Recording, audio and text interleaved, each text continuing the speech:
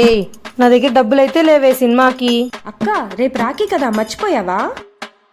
రేపు టికెట్లన్నీ నేనే బుక్ చేస్తాను, మన వాళ్ళందరూ వచ్చేయండి. అక్క మన దగ్గర రాఖీకే డబ్బులు లేవు, టికెట్లు ఎలా బుక్ చేస్తావు? ఆ రాఖీ షాప్ చూడు,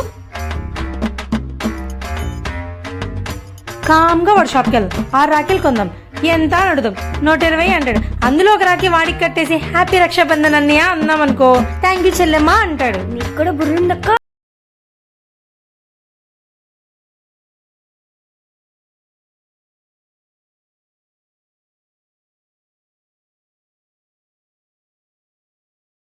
రక్షాబంధన్ అన్నయ్య, ఈ రోజు నుంచి నువ్వు నాకు సొంత అన్నయ్యలాంటివి.